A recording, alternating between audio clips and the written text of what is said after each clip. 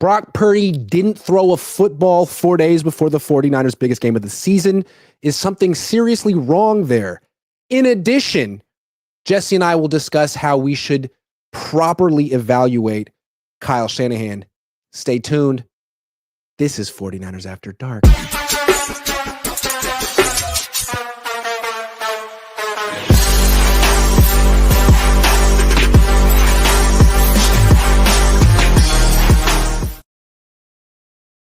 Good evening. Welcome to 49ers After Dark. We're your hosts, Cohn and Jessie Naylor. If you haven't heard the news, well, you know that Brock Purdy has shoulder soreness, but today was our first opportunity to see what that looked like, and that is him not throwing passes on a Wednesday before the game. Now, that doesn't mean he won't play. I happen to think he will. But, well, what do you think this all means, Jesse? Yeah, I don't know that there's like this underlying meaning or anything like that. I need the underlying meaning. Sorry. What I meant to say was there is an underlying meaning. I think he's gonna play. I don't think there's any danger of him not playing. But when you look at Brock Purdy in his short career, he had the UCL injury. Last year he had one concussion for sure. I would venture to guess he had probably another one. Remember, he also had the shoulder stinger thing a couple games too, where, he was out for a couple plays and visibly hurt there. And then now we've got the shoulder injury. And I think what we have to realize is Brock Purdy's not a big player. Like, he doesn't have the 6'5" frame. He's not 240 pounds. He's got very big quads, right? They call him Mini Bosa, but he's still pretty thin in his upper body, and he's taking a lot of big hits this year from very large gentlemen. So he needs to protect himself better. I think that's what we're learning long term, is that he needs to protect himself better. Kyle needs to protect him better as well. It's not just Brock Purdy. And the only real concern I have is not necessarily does he play against Green Bay or does he play well against Green Bay. It's just, can he continue to protect himself and avoid a long-term serious injury? Everybody gets banged up for sure, but when you're that small, I think you just got to be very cognizant of that because you don't want a Tua situation. My question here is, how did the injury happen? Did he get hurt last week? Is that why he had a down game? Is that how he's going to play this weekend if he's less than 100%? Or is this like an accumulation of wear and tear? He's had a UCL injury. Is this arm fatigue? Remember that phrase from Trey Lance? Is that what we don't really know a damn thing about what this is. So what does it look like short term? And then if it is arm fatigue, is this something that he's going to be managing throughout his career? And if so, that's something the Niners need to know before they give him $250 million or more. Well, I mean, they were pretty open about last year that they really had to manage it throughout the year and that the bye week was huge for him and that he wouldn't throw. And you saw him with the massage elbow thing throughout the whole course of the year that he would put on between drives. And yeah, I'm sure that there's maybe some lingering effects to that. I doubt that you'll just forever be perfectly fine. So yeah, who knows? But I don't know. I feel like this injury, there was multiple times throughout the game where you could maybe pinpoint that it happened. He would fall on his throwing shoulder. He would stretch the arm out and land on it awkwardly. Like, you could see that physically there was plenty of spots where, oh gosh, your shoulder could get hurt. We just did a show on 49ers Collective. If you haven't checked it out, make sure you do that. But Ashley brought up a great point that I'd completely forgot about, where his arm was completely hit, very similar to what happened against the Philadelphia Eagles. So maybe that was it as well. He wasn't able to extend as much, but yes, the arm could have been hurt there as well. Yeah. Just think about it. Like, that's how he got hurt the first time. Throwing, hand gets hit. Think about the torque. Like, if it were to happen again, you could see that hurting your shoulder. If you are throwing and you get your hand hit, you could also see that hurting your elbow. So I don't want to cause alarm or panic because I don't freaking know. But if that's how he got hurt on a play like that, and they're saying it's his shoulder, I believe it. My question is it also his elbow? And if so, damn, that wouldn't be good. So And I only ask that because the 49ers have been like, they'll tell you part of the injury or something near the injury, and then you find out more. It has like a story and an evolution when they talk about these injuries. I hope that's not the case because, I think we all root for Brock to an extent. Like any guy who's had a potential career-ending injury, you'd like that to be behind them and not the reason that they succeed or don't in their career. For sure. And I think it is also possible that when you have a repair on an elbow, that is now stronger, right? You've built up scar tissue, all those other things. So when your arm gets hit going forward, it's going to find the path of least resistance. Well, your elbow's not going to give out. So what's the next thing? Your shoulder could, right? So definitely it could be from that. I don't necessarily want to fully speculate if that hit was it or whatever. Right. But there was definitely plenty of spots, like I said, that you can point to where it's like, well, maybe it was there. Maybe it was there. He's again, his upper body is not very big. It's just not. He's very normal, I would say, as far as the way that he's built in his upper body. And these guys are not normal that are hitting him. So yeah, he's just got to do a better job of being cognizant of that and just not taking unnecessary hits. He'll be fine. Yeah, I mean, Kyle's essentially said he expects him to play this week, and I see no reason to think that he's not being truthful. So I would expect him to play as well. My question only is, is he going to play like he did last weekend? How affected will he be if he can't throw or isn't allowed to throw on a Wednesday? What does that mean for his how healthy exactly he will be on a Sunday? I guess we'll find out. The Jedi says, I like your Kyle energy, but Lynch needs some heat too. I'm just saying. That's true. I mean, you could argue that Adam Peters, a lot of people talk about him with drafting, but like just overall organizational competency, stability, I think he probably fed into that. Look at how stable Washington is for the first time in 30 years or more. And look at what a nightmare of a season the Niners have had since they lost him. I don't know. Well, I don't know if you remember me saying this, but I said you'll know when Kyle Shanahan's on the hot seat when John Lynch gets fired. Interesting. Dave Barclay says, are people being hard on Lyle? No, he is no good. This is Dave Barclay. The Ryan G. Hensley show says, aloha from a poolside in Oahu. See y'all next week. Nice. Just rubbing it in once again. That's the thing about Ryan. Look at this guy. He's just such a... I didn't realize he was still in. I thought he had come back. Now I like him even less. I didn't think I could like him less than I already did. But now I like him less. Just figured it out right now. I like him less. Yeah, like there's just like a whole lot of jealousy I'm feeling, and I just can't. There's nothing I can do about that. Hi, Grant and Jesse. Hi, sir. Hello, man. Ryan G. Hensley show says, summarize all the news I missed in 20 seconds. The 49ers lost. Everything is falling apart. Yeah, Nick Bosa might not play. Brock Purdy's got a thing. Other than that, though, they're about to flip the switch. Sir Cash Money says, Grant/Jesse, howdy. Oh, this is George Kittle. What's up, George? What are y'all opinions on Shadow of the Erd Tree being nominated for Game of the Year? Do you think Discs DLCS should be able to win the award? Many think it's inconsistent with years of precedence. Appreciate y'all. He always does this, dude. He always I think this is George Kittle. It probably is. That would be his sense of humor too. It would be, yep. Corey Coleman says, happy my Hawks got the win. Love the Hawks and Niners rivalry as well over the years.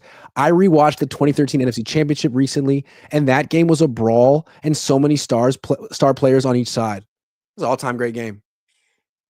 Yeah, it was. I'll never watch that game again, but yeah, kudos to you. Yeah, I mean, those were the two best teams of that little mini era, the Niners and the Seahawks, I think. I guess the Patriots are there, but yeah. Okay. So last week we compared Brock Purdy to Baker Mayfield, his opponent.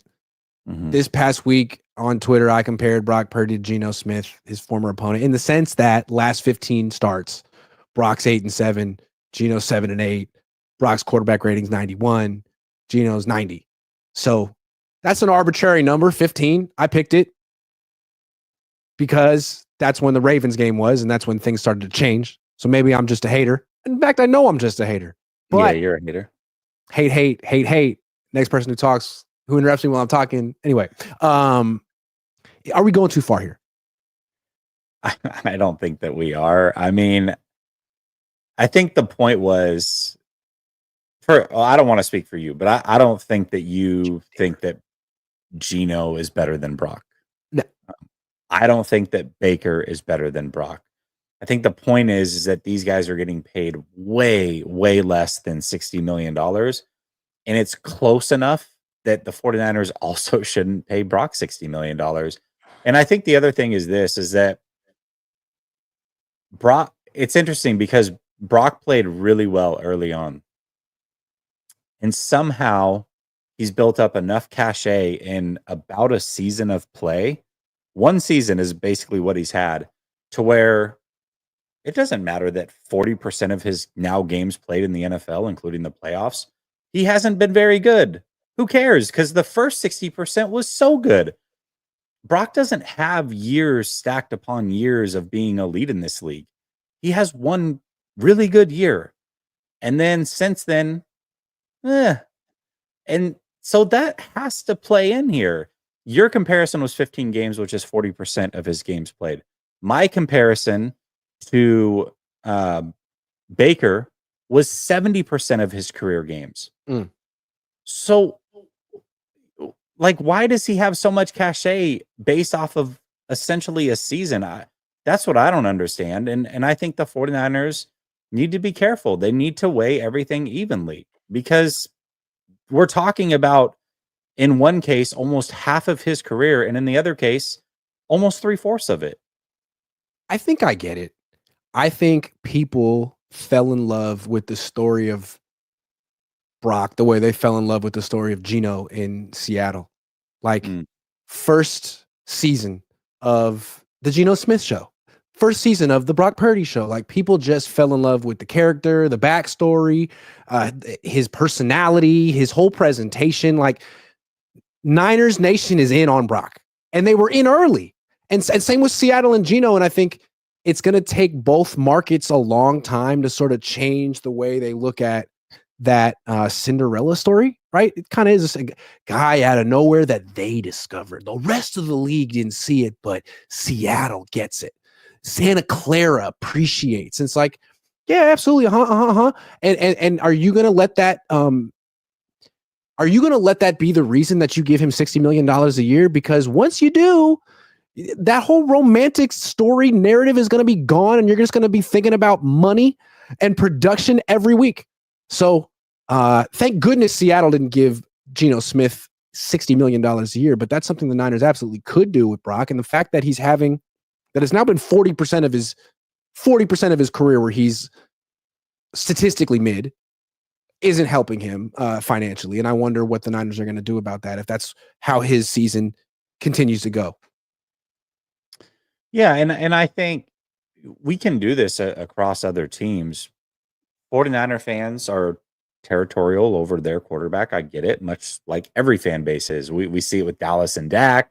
We see it with Seattle and Geno. But let's look at a different quarterback. And this is a quarterback that I loved coming out of college. He was my clear number one pick last year, CJ Stroud. If the Texans, as a 49er fan, if you're looking at the Texans, and let's assume that they also had to pay CJ at the end of this year. Now, luckily for them, they don't. He's younger. But let's say they had to pay CJ at the end of this year based off of his amazing rookie year and doing something that nobody expected, bringing the Texans to the playoffs. And then this year where he's been okay, right? Very similar to Brock, actually. It's been okay, but not near as good as last year. And there's clearly something that's off. The league is caught up, and now it's time for him to see if he can catch up as well. Would you feel confident in giving him $60 million? I think he has all the physical tools in the world. I think he's super smart. I think he's extremely accurate. He was should have been the number one pick. And I loved him coming out of college, but I still wouldn't feel comfortable paying him $60 million either.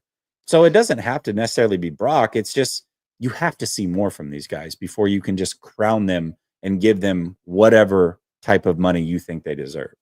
Here's what's scary to me about giving out the big bucks to a quarterback. I've been talking about this for years, about like what does the rest of your roster, but just look at Cincinnati. Okay. Mm-hmm. They gave the big bucks to Joe Burrow, who is unquestionably worth it. Would we agree? Yeah. Oh, yeah. In the sense that like his production matches. Yeah. He's got 27 touchdown passes. Like you can't look at him on his own. He's leading the league in quarterback rating. Like he's having a great year that's worth that much money, but his team sucks. Is that his fault? I don't know. Maybe if they had a better coach, but like, where's the team? Is it just him? He could put up good numbers, but like, it seems to me if you're spending that much money on one player and he's making more money than Patrick Mahomes and Josh Allen, like you're probably screwed. Probably screwed. Even if your quarterback is Joe Burrow, who I think is just phenomenal. So if they give Brock Purdy more than $45 million a year, which even that to me seems rich considering Baker gets 30 and Geno gets 30, they're in huge trouble for a long time.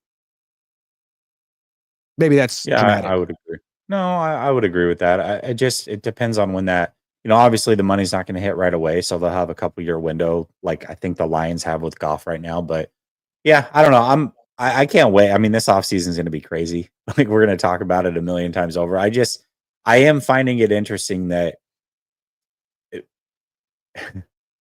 49er fans loved stats last year. And now when these types of stats come out, they're like, I don't know. I'm not a big fan of stats. They loved quarterback wins last year. And now that he's not winning, it's like, well, it's not, quarterback wins is not I mean, it's not that big of a deal. But it was when you were talking about Justin Herbert and how he doesn't win. It's just kind of funny to see how quickly things can change when your quarterback is under the microscope. And it's going to get a lot worse when he gets paid. Corey Coleman, we got you. Shreddy Murphy, you good, Grant? Bro went full Kanye Sway interview versus stats today. LOL, you ain't got the answers. How Sway? How Sway? 49er Talk Show says, don't be surprised if Kyle blames injuries for his losses and maybe what they are doing with Purdy because Kyle Shanahan never takes accountability, just chokes fourth quarters. Hey, Brock, people are starting to blame me for this season. So instead of us like going out there and like actually trying and losing and me getting fired, you're done for the year and we're going to use this as an injury excuse. I can see why your mind went there. I just don't think life works that way. I don't think so either. It's too convenient, but I know what you mean. Nicholas says, thoughts on Kittle's response to your question. One, I think Kittle is everything you want from an athlete in terms of an interview. Like he's engaged. He gives the best answer he possibly could, and he puts personality into it. Like, thank you, George. But I asked him, like, how come this team can't close when you've closed so many games before? And he thought about it. He's like, that's a really good question. And instead of blaming someone, he said, I mean, it's literally all of our fault. Like, we could do better here. We could do better here. That was pretty much the head coach answer. Interesting coming from the tight end. I don't want to look too much into it psychologically, but I'm going to anyways. Love it. He said, if I remember correctly, he said everybody takes a little bit of blame. Sure. But who did he immediately say does not deserve blame? Do you remember? No. Kyle Shanahan. Is that a subconscious way of saying that Kyle Shanahan is at fault? I'm just saying, listen, he said... I know everyone's blaming Kyle as they should be, but let me tell other people too. He said, Kyle's drawing up perfect plays. We're just not executing. It's like, oh, okay. It's interesting. I don't know. Drawing up perfect plays. Would Jimmy Garoppolo agree with that? I don't know. He got the game ball last week just because the Niners lost. That was petty. That was bad. Bill Kennedy says, I think / hope that Mason is in the backfield with CMC. He needs at least a dozen carries. Kyle was asked about that today. He was like, yeah, we could. Didn't sound like he was going to, though. But maybe he will. No, he didn't. He was super snarky with Larry, too. He was over. Oh, so 2 running backs? And Larry goes, well, yeah, Garindo and it. So 2 running backs. 2 running backs? Okay. I did not get snark today. I did not get snark today. Zero. Maybe it's because I apologize for calling him a fraud. I'm going to apologize to Kyle once a week. I'm going to start every week with an apology to Kyle. This is my sorry for 2004. And I ain't gonna mess up no more this week. Every week. Yeah. This week. Juan Jimenez says Sir Cash Money is actually Tang talking in Harvard. No, it's 100% George. I know it for certain. The poster who shall remain nameless says, "Hi, Grant. As a depressed Niner fan, I went back and watched our 2019 pass rush highlights, and my Lord, I got depressed even more. I noticed one thing from our offense that year. How good were Weston Richburg and Ben Garland? $20. Weston Richburg and Ben Garland. They weren't that great. Yeah. I was going to say, I don't remember them being so great. How good were they? They were players on the field. They were there. They were there. Hard to say people who were more there than them. I don't know. But thank you, sir. Denial says season is cooked. Kyle is cooked. Mike Nolan era has returned. Denial, Jesse. Shake my hand. No, we got it. No. He tells me every time, and every time I go, Dana, y'all. Harbaugh over Kyle? Question mark. It shouldn't be a question. It's funny because I had this debate with Coach this offseason. He's like, no, Kyle. I'm like, how can you even say that? And so I text him after this week. I go, you still think it's Kyle? He's like, no. I think it's a great, like, if you were saying who would you want to be the offensive coordinator, play caller of your team? It's a no-brainer. Kyle. But who do you want to be the head coach of your team? That's also probably a no-brainer. Yeah. And it's like, would I rather have Kyle and no head coach or Jim Harbaugh and whatever offensive coordinator he can find? I'm not a big Greg Roman guy, but like he's doing a pretty good job. I'm not a big Greg Roman guy. I complained about him every minute he was here. But yeah. But Greg, go look quarterback at his doesn't throw a bajillion picks. Go look at the running statistics year after year that Greg Roman produces. Elite run game coordinator. Low key, he is what people think Kyle is. Probably. Okay. Is it as simple this week as if Bosa plays, the Niners win? If Bosa doesn't play, the Niners lose?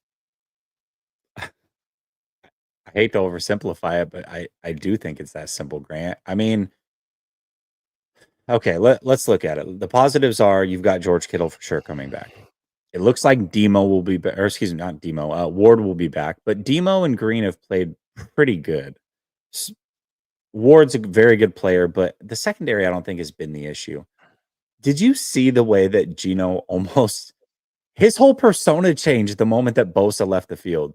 He had a unshakable confidence that I have not seen him ever play with the 49ers. Like it was instant. All of a sudden he's mobile. He's making every throw. He's standing tall in the pocket.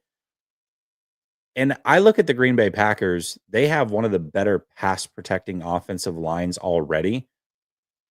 And you look at what the 49ers do on defense. They don't blitz a lot. They don't show blitz. They don't disguise their coverages. They rely on that front four to get home. And if Bosa doesn't play against an already pretty stout offensive line, Jordan Love's just going to camp back there. And I don't care how good the secondary is. You can't cover for 5-6 seconds at a time. This defense, it's Bosa gets a lot of flack, and I understand it. He doesn't get a lot of sacks. He's not the defensive player, all those things. But we saw a glimpse of what this team is. I'm going to shut the hell up about him for a while. Oh my gosh. Yeah, like my whole tune changed about him. Like, yeah, okay, but the defense can't be that Bosa reliant. They're extremely Bosa reliant, it turns out. Yeah. And it seems like a good defensive coordinator should be bringing something other than the tape. So this is Sorensen this year. We're going to use Bosa more than ever. My plan this year is to ride Bosa. It's like, oh, that didn't work. There's a reason why no other coach before you did that, even at Ohio State. Don't do that. Like your job is to augment Bosa. There's got to be something you bring, pressures, disguises something. And so far, nothing. So, yeah, I wonder if next year when they fire Nick Sorensen inevitably, will Brandon Staley be the defensive coordinator next? Brandon Staley? He's pretty good. Heard. He's a genius. I heard about it. Who do you think's going to be the DC next year? Saleh? It's definitely not going to be Sorensen, right? I'm going to say Sorensen. Wow. Are they going to run it back next year? Are they going to call it the revenge tour? What are they going to do to give fans some hope, because right now I don't think fans want that. Just a complete run it back situation. But maybe we're getting off topic. I don't know. I wonder, because you got to sell hope to your fan base one way or another. I don't know. I mean, Greenlaw coming back? I said it in March. I said it right before the trade deadline. I'm going to say it again. The longer you keep guys like Debo and Juice and CMC on this roster, every year that you keep them is one more year you're setting this team, this organization back. They can't afford to continue to do it. They've already set themselves back 1 year by playing it out the way they did all the way through the trade deadline. If they then keep those guys next year, they're setting themselves back a whole nother year. They've got to rip the Band-Aid off and be done with this thing. They do. I don't know that they will, but that's what they got to do. Rafael Flores says Brock would have won a chip with Harbaugh. Boy, Brock already has pretty high confidence, but imagine just how unshakable it would be with a guy like Harbaugh. Yeah, that would be a fun pairing. My real name says I confess that I always vote no on the poll. That's fair. The Gold Rush 561 says run it back. No. Trade Kyle and hire Prime. LOL. This era almost done. Can I say no on the Prime? No, I don't want Prime. No. Although that is an out of the box suggestion. I haven't heard that for the 49ers. I've heard it for the Cowboys, but no, I'm good on. Sir Cash Money asked an important question. Okay. Do y'all prefer your pizza boneless or bone-in? I think we answered this last week, and boneless, always boneless. Boneless pizza? Yeah, I agree. There's no reason, there's no room for bones in pizza. I agree with that. Agree. Yeah. Okay, it's sleeper time. That's the sound of sleeper time. Have you ever heard that before? I just made it. Okay. We got, first of all, Steph Curry's on sale. His pick, 20.5 points. Oh my God. That's Steph. Easy more. Easy. Okay. Brock Purdy, 234.5 passing yards. I'm gonna go more because I don't think Jair Alexander's gonna play. It's a big deal. Yeah, but his shoulder's sore. It's sore. And there could be precipitation. There's not going to be precipitation. At least it doesn't look like it. Buffalo, it does look like Buffalo is going to be snowing. Good, because I'm driving in and out of Green Bay that night, so I'll need it. Neither does Buffalo, Brock. it looks like it's going to snow. Damn. Went from Tampa and 86-degree weather to Buffalo snowing 3 weeks later. At least I get to go back to Miami at one point. That'll be fun. That's true. Okay. More, you said, for Brock Purdy. More. I'm only going to go with it because you got all your picks last week.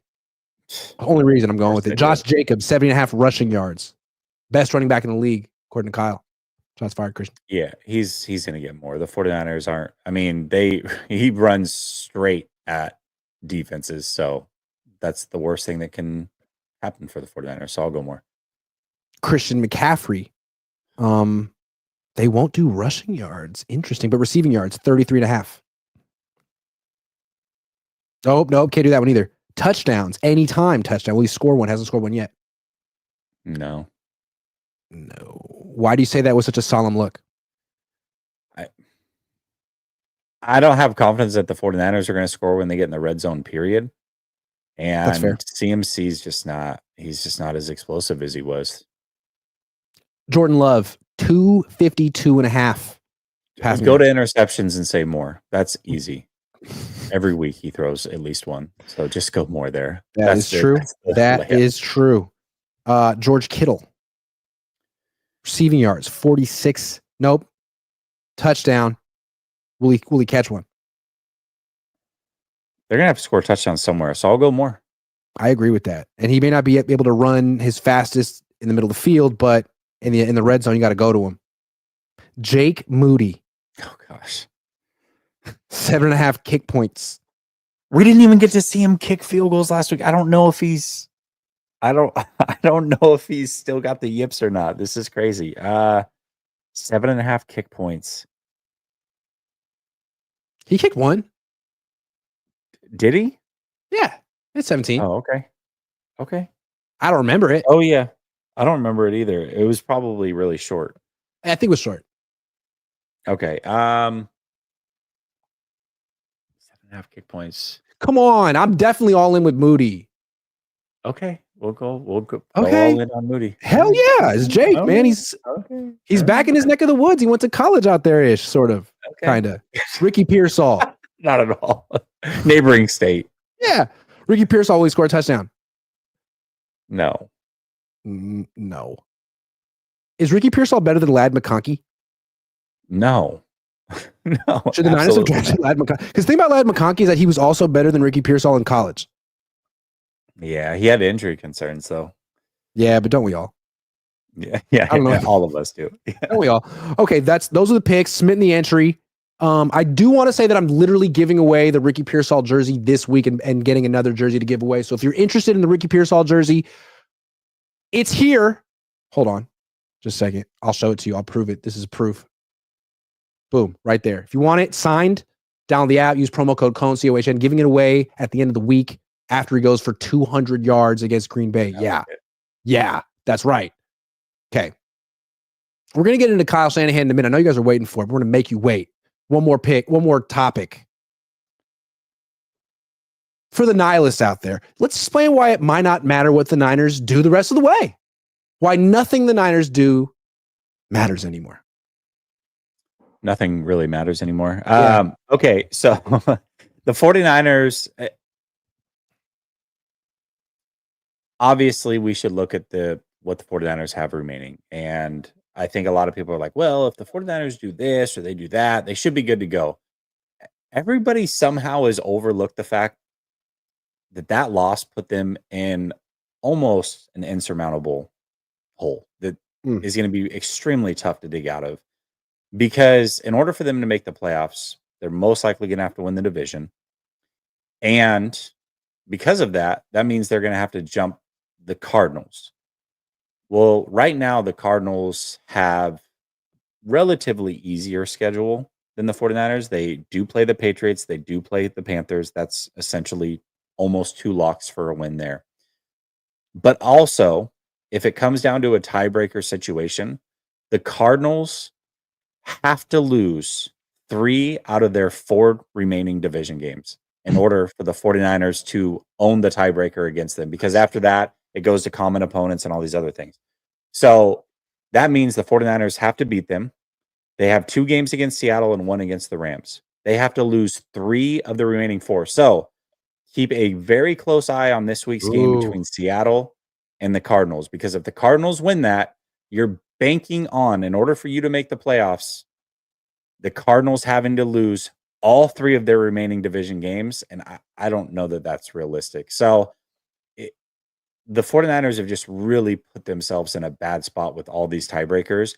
And even Green Bay, if they had won last week and beat Green Bay this week, they really could have snuck in as a wild card. And I think leapfrog Green Bay. But because they lost, even if they beat Green Bay this week, they still have to make up 1 full game just to get that tiebreaker. I think the 49ers loss last week was like that was the one that they just couldn't afford to have. That's interesting, right? Like, if you don't know what the tiebreakers are, you're looking at the division, you're like, oh, they're 1 game behind Arizona. They beat Arizona. Boom. No, it's the Arizona has unless they just lose twice to Seattle, which could happen. I just don't expect it. And they could. Yeah, it could. Yeah. Okay. And they also play the Rams again. They've destroyed the Rams earlier this year, the Cardinals, but doesn't mean they will again. Injuries happen. You never know. They have to lose at least 3 or 4, and the 49ers would have to beat the Cardinals and the Rams also. If the 49ers lose either of those games, that's also, it's over too.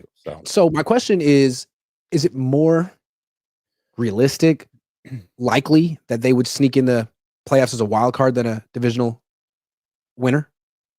I think the only path is to leapfrog Green Bay, which makes this game very important. Because if you look at it, the other teams that you might be able to pass, Washington already has 7 wins, and Washington has one of the easiest schedules remaining. They played Dallas twice, I think the Saints, the Eagles. They also haven't had their bye, and they're getting Marshawn Lattimore added to that roster. So I don't think you're going to pass the Commanders. The only realistic team that they can pass is the Packers. And you're a game behind them, even if you beat them. So you've got to win one more game than them the rest of the year with the schedule that you have. I don't know. It's a path, but it's not a likely path. Right. So here's where the Packers stand. They're 7-3. If the Niners win this game, they'd be 7-4. Niners would be 6-5. Game behind. With the head-to-head, right? Like if they had the same record, the Niners would have the tiebreaker because they beat them head-to-head. Yes. So, okay. After the Niners, the Packers play Miami at home. They'll probably be favored for that. Then they go to Detroit and play. They already lost to Detroit once by 10 at home. That's a potential loss for both the Niners and the Packers. Then they go to Seattle after that and play on the road. Never easy to play in Seattle, but still, it's Geno. No, I'm gonna stop. They should win that game though. Saints at home after that. That's a win. In Minnesota, that's potentially another loss. Could be a loss. And then at home against Chicago to end the season. So let's say the Packers lose to the Niners. They never lose to. They never lose to Chicago. Never. But let's say the Packers lose 3 more games and they lose to the Niners, the Lions, and the Vikings and finish up 11-6. That means the Niners can lose to what? They can lose to Detroit and that's it. Yeah. That's it. Yeah, you can't lose any other games. You got to beat Buffalo. One of the two. You can't lose to Buffalo and Detroit. Yeah. That's what I'm saying. It's going to be really tough. The Niners can essentially lose one more game, and they have to win this one. Yeah, I don't know if you remember. I think it was 2 weeks ago. We were doing the games that are like most important that are remaining, and I said there are 4 games they cannot lose, and if they lose any of these 4, I believe that they're going to be out. They lost the very first one. It was the Cardinals in this order: the Cardinals, the Rams, the Seahawks, and the Packers, and they lost the Seahawks game. So, and it was for this reason right here. Not good. Fish and Chip says, I feel the calmness within the stream. Well, that's mostly the Jesse effect. Frank Tom Ocean has been a member for 20 months. Thank you, Frank. Thank you, Tom. Thank you, Mr. Ocean. Juan Jimenez says, since you apologized to Kyle, is the Tang apology next? No, I don't owe Tang an apology. That's Shady Luke says, the one hope you guys have is Loves throws so many picks, but he's a slinger, which is also scary. A lot of times those picks are like 80 yards down the field on 3rd and 10. Yeah. Spider says already looking at one last week, though. Yeah. Spider says already looking at draft prospects. Cool. Lauren says, as a season ticket holding diehard Birds fan, I feel y'all's pain. But going through the pregame stats like this is next level masochism.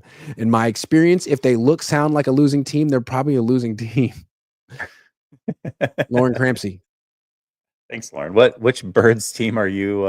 That's a lot of Birds teams. There's a lot of Birds teams. Marcus Torres. Kyle needs to stop using Debo in the backfield, jet sweeps, etc. Use him more as a wide receiver. Use CMC in the pass game more, and use Mason in the run game more. I agree with this, but really step back and think about it. How do you use Debo as a wide receiver when he can't run routes, he's not shorthanded, and he can't separate? I think his best position right now would be left bench or right bench. Screen game. That's wide bench. Wide bench. Yes, screen game. Okay. Let's talk Kyle now. He is under fire this week. The Niners lost a game that was unfathomable for them to lose, and pretty much everyone's blaming him. He's been getting a lot of blame since the Super Bowl. But then people come in and talk about his numbers and his offense and this and that and why he's still really good. It's a never-ending debate. What is the proper way to judge Kyle Shanahan? I think the biggest frustration that I have when it comes to the conversation of Kyle Shanahan is everybody judges him like an offensive coordinator. And it doesn't matter what side of the fence that you're on, whether you think he should be fired or you don't think he should be fired, that's pretty irrelevant. But the conversation always centers around how the offense is doing. Always. From everybody. And it's been that way for years. And it's super aggravating because he's the head coach of the football team. If the offense isn't doing well, it's like, well, fire Kyle Shanahan. The offense is doing well. It's like, well, he's doing his job. I mean, what's he supposed to do?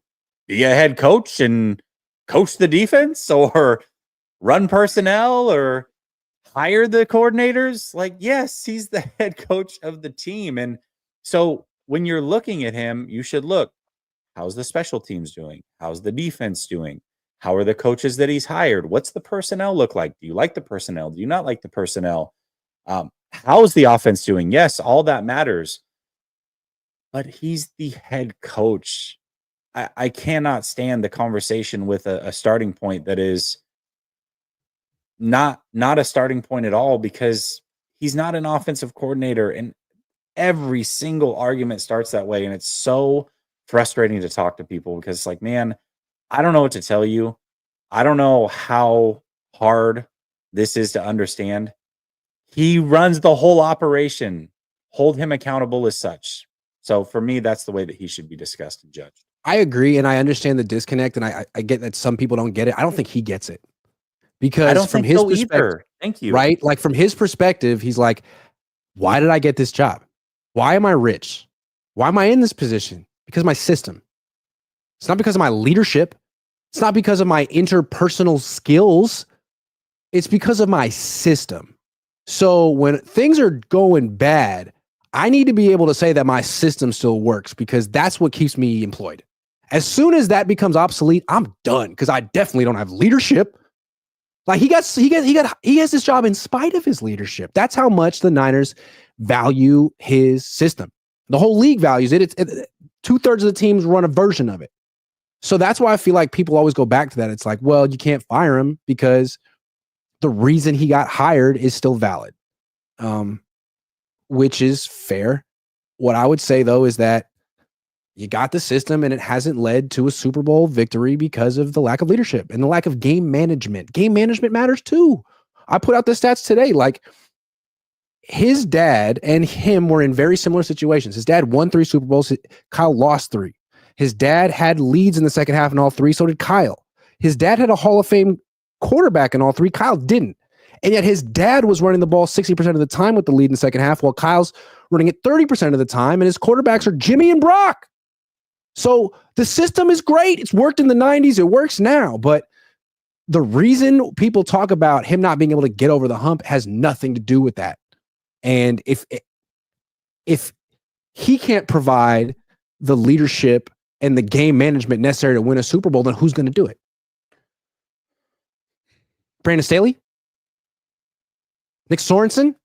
Chris Kasarik? Kyle Juszczyk? I mean, we can parlay this into the conversation, which is the conversation that you had earlier today on your show, which is, should we fire Kyle Shanahan? And I think the weakest argument to not fire Kyle Shanahan, by the way, spoiler alert, I'm going to say not to fire Kyle. But before I get there, I do want to pick some of the arguments apart as to why you shouldn't fire Kyle. The worst one is, well, I mean, what if you get Tom Sula or Chip Kelly? Okay.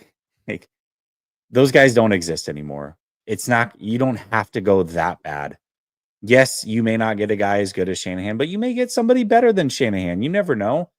But that's not a reason to not fire him. Oh, well, he might get hired. He's going to get hired immediately by another team. Okay. How many relationships have you been in that didn't work out and your ex immediately moved on and found somebody else? Did that make you question anything? Should it have? No, because it wasn't working for you. So why do you care if they move on and find something that doesn't mean that it works for you? Correct. And then again, the conversation about, well, the offense is doing well, the yards. I mean, he's doing his job. Guys just aren't executing. It's like, moving the ball. He's not the offensive coordinator. He's the head coach. So a lot of people find the wrong reasons as to why you would want to keep Kyle. And for me, there's multiple reasons why you should keep Kyle.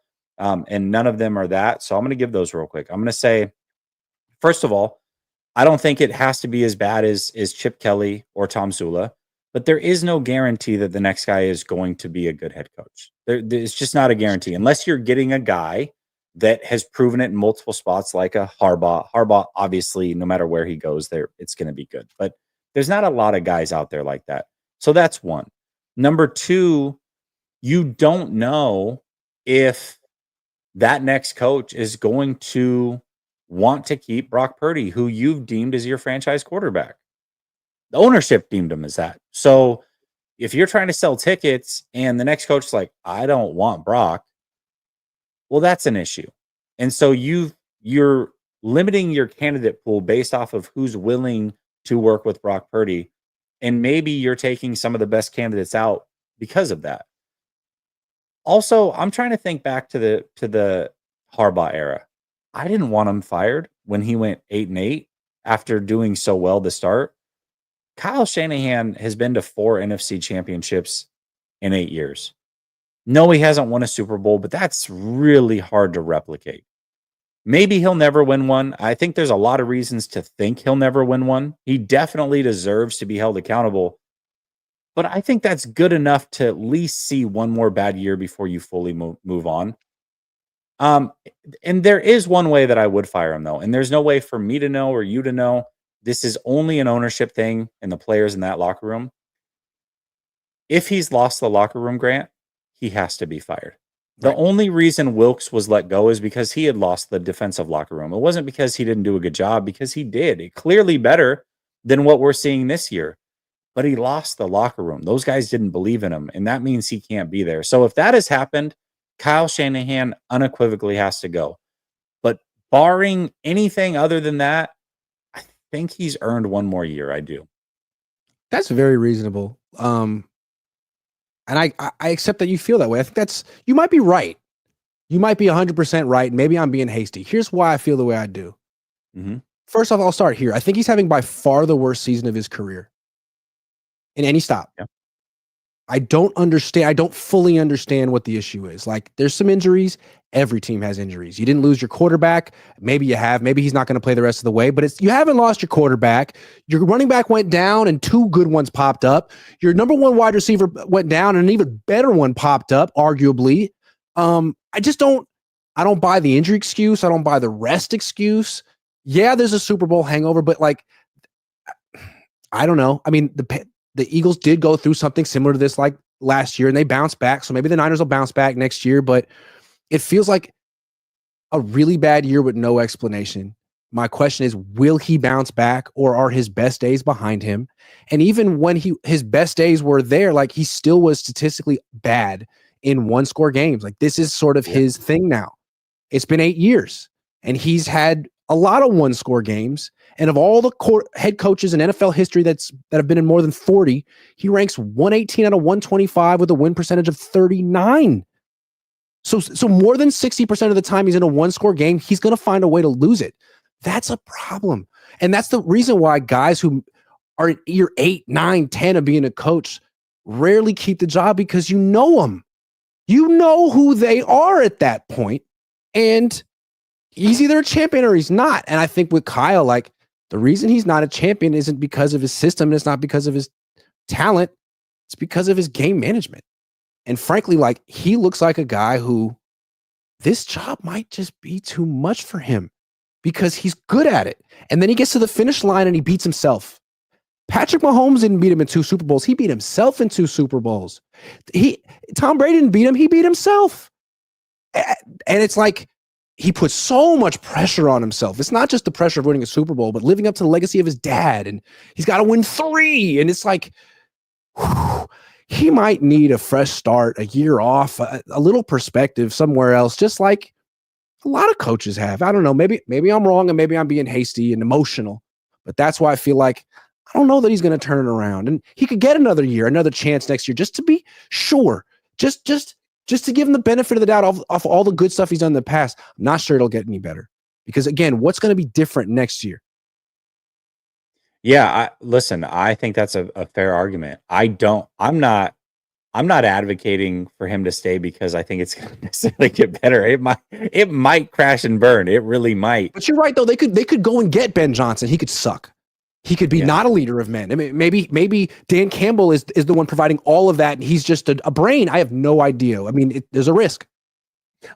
Look, I've been talking about Ben Johnson this is now going on year 3. Okay. So I love Ben He looks Johnson, or the legit. thought of Ben Johnson. And from a play calling perspective, but let's also not forget that this is how we thought of Kyle Shanahan. Correct. Oh, I We love his did think system. this way. I love Oh his my system. God, I love his offense. Okay, but what kind of a leader is he? And we're discounting that No. with Harbaugh and Campbell and Yeah. even Sirianni, who's annoying. Like, he's successful in his annoyingness. And he's already put himself on a pedestal where he's like, "Well, I'm not taking this job, or I'm not taking that job." And you're hearing It's whispers like, "I'm not going to Chicago." It's like, okay, dude, come on. Yeah. You're great, but do you want to be a head coach or do you not? True. At some And if point, you don't, you're why? passing up jobs. Yeah, exactly. Yeah. So I True. just there is no guarantee, Yep. and I think that Because I was saying, like, the problem with Kyle is you know him, but what you're saying is like the thing in Kyle's favor is you know him. Yeah.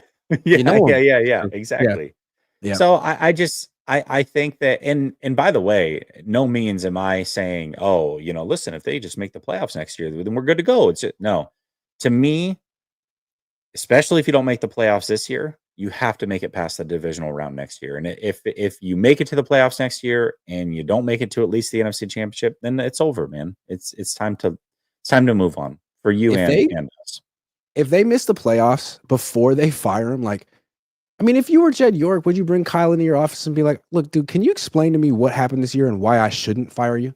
Just explain to me why I shouldn't fire you. This isn't going to happen again next year, and it was a blip. Like, I need to know why, because I can't figure it out on my own. You got to lead me to water on that one." I feel like Kyle's his weakness, and he'll end up leaving the office with an extension or something. I don't know. I can't quit you, Kyle. Here's an extension. You earned it. You're right. How does he do it? He's had Jedi mind tricks on me. Probably right. BS Sports says Grant had me out of my seat, pumping my fist, yelling, "Get him, Grant." Debating Rob. I've argued with dude so much, but you can't debate someone with no reason. Oh, he's got reason. Daza 0187 says, if we lose to Green Bay, should we tank for a better pick? Whew. They haven't lost to Green Bay yet. I think talking about tanking. How do we know they haven't been tanking already? Because how do we know they haven't been tanking already? Maybe. How do you know? I do want to say this, and I think Rob's actually really entertaining to watch. I watch Rob a lot, and I think he's pretty well thought out, and when he has an opinion and he takes a side. But his reasoning to keep Kyle was, well, I mean, it's just he's not as good when the roster's not more talented than the other rosters. But I mean, when it is, he's great. It's like, well, you're basically just saying he's not a head coach then. Like, he can't win unless he has more talent than the other team, which I don't think is what he meant to say, but that's what he portrayed in his argument. I'm like, I don't know if that's the route I would have taken in that debate. But yeah, because to me, like the Coach of the Year award goes to the guy who gets the most out of the team with the least expectations, right? And that's like, guys like Dan Quinn. No one thought he could do that with that team, or even Harbaugh. No one was really thinking of the Chargers as being a juggernaut, but all of a sudden they're really good. Kyle's in like the more of like the, hey man, we all really thought you had more there. I mean, I don't know. Explain what's going on. 2 years ago, Pro Football Focus loves your team, and everyone expects you to snap out of it. 2 years ago, I actually thought he should have been Coach of the Year because he went through 3 quarterbacks and they still were winning. I was like, man, because that's pretty much how Stefanski got it last year, right? Going through quarterbacks. Yeah. Juan Mendez says Kyle going to hire Tang next year. I love how that really caught on. It just stuck. Yeah. He deserved for everyone to call him that. My ball. Nope, not doing it. Grow a mullet if they make the playoffs. I think I have to. I talked crap about mullets today. I think I said on Rob's stream that no one who's doing well has a mullet. It's not the sign that things are going well in your life. So I don't know. I think that was just a low blow to anyone who has a mullet. So I'm going to grow one if I have to, I guess. Lauren, I like it. Shanahan not getting fired anytime soon. These guys protect each other to the death. And the York's got plenty of sports jewels now aside from Crown Jewel. I mean, come on, the nepotism alone here. I do think that there is something that also needs to be brought up, which is we look at Kyle Shanahan.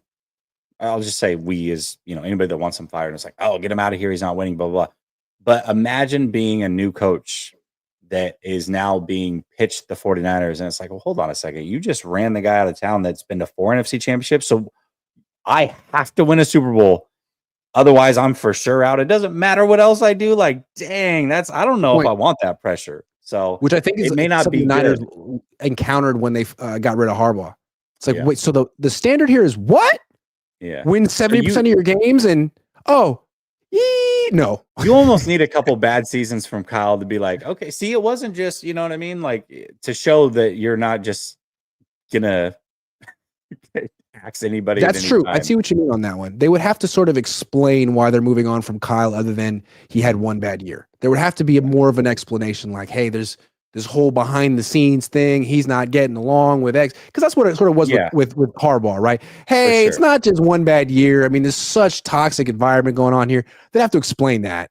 And I'm not privy to any information like that. Dazza says Kyle has had the most top 3 talented teams the last 5 years. If he hasn't been able to get it done, why we think going forward he can do it? I don't. I'm not saying that we don't know for sure.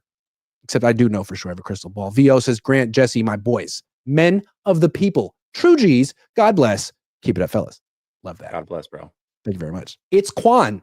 Hey, it's Quan says, hey, Jess, Kyle does no wrong in most reporters' eyes. Reason why we appreciate Grant. Keep holding these guys accountable because no one else will. 100. 100. I agree. Lauren's been all over it today. Thank you. Biggest reason Reed fired Philly, diminishing returns. Biggest reason Sirianni is still there. He let go of the reins and the ego. Did he?